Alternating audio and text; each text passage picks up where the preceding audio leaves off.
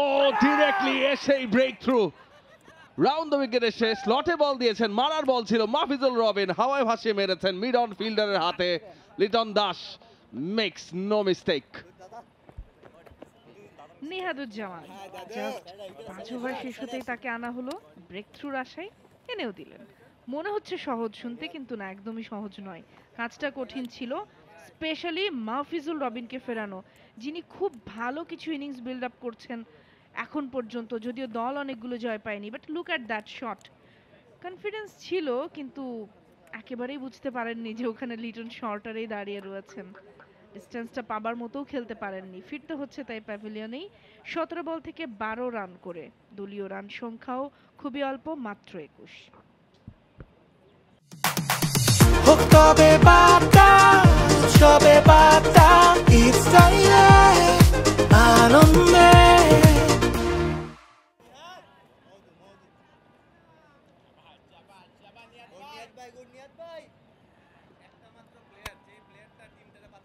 আমরা আউটটা আবারও দেখে নিচ্ছি। মিডনে লিটন দাস একদম বৃত্তের মাথায় দাঁড়িয়েছিলেন, বলটা স্লটেই ছিল, টাইমিংটা মন মতো হয়নি, প্লেসমেন্টটা তো একদম হয়ই নেই, যেহেতু সরাসরি ফিল্ডারের কাছেই গেছে।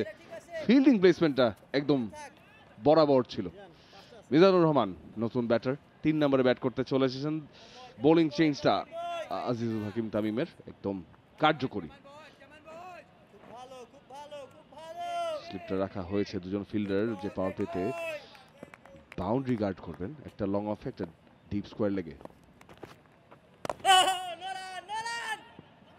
সোজা ঠেলেছেন, অফ দ্য মার্কও হয়ে যাবেন মিজানুর রহমান। এই আর্লি উইকেট ফলটা খানিকটা ভোগাতে পারে যদি বিশাল চৌধুরীর এই জায়গাটাতে ক্লিক করতে না পারেন। অন্যদিকে মিজানুর রহমান ভালো খেলছেন, 4টা ম্যাচ খেলেছেন, সবগুলো ম্যাচে খেলেননি তিনি ব্রাদার্সের হয়ে, বাট 4টা ম্যাচের মধ্যে একদিন 9 রান করেছেন, বাদবাকি প্রত্যেকটা ইনিংস তার দুর্দান্ত। একটা 130+ ইনিংসও রয়েছে যেদিন দলটা জয় পেয়েছিল। সো সব কিছু মিলে কন্ট্রিবিউট করছেন প্রত্যেকটা ম্যাচে। লেটস সি আজকে তাকে ফেরানোর চেষ্টাটা করবেন নিশ্চয়ই নিহাদুজ্জামান, অথবা নেক্সট কোনো একটা চেঞ্জও আসতে পারে বোলিংয়ে।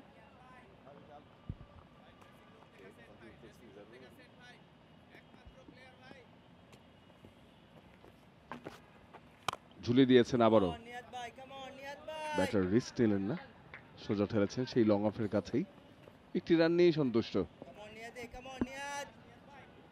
স্ট্রাইক রোটেশনটাও ভীষণ ইম্পর্টেন্ট কিন্তু রয়েছে এখানটাতে, কারণ মিজানুর রহমানের জায়গাটাতে মাহফুজুলকে হারাতে হয়েছে, এবং মিজান এবং বিশাল চৌধুরীর মধ্যে স্ট্রাইক রোটেশনটা প্রয়োজন। না হলে ডট বলের সংখ্যা বাড়তে থাকলে প্রেশার বাড়তে থাকবে, এবং তখনই একটু বেশি রিস্ক নিতে গেলেই বিপদ ঘটতে পারে, যেমনটা আমরা এর আগেও একবার দেখছিলাম।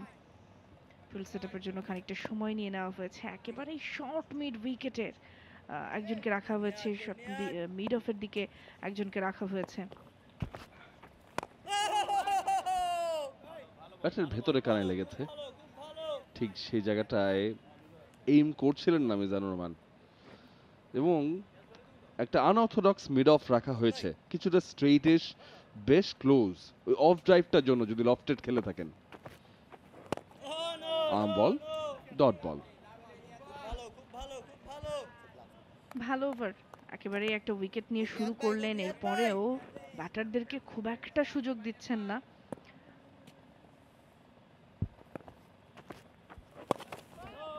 বলটা খানিকটা লো হয়ে গিয়েছে, তারপরও সুন্দর করে ঘুরিয়ে দিয়েছেন।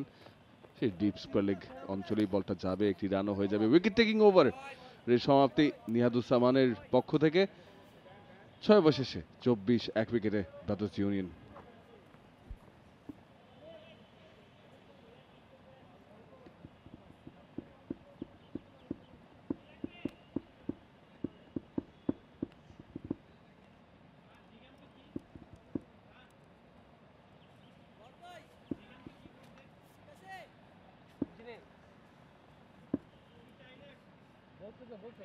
For more updates, subscribe to our YouTube channel and click on the bell icon.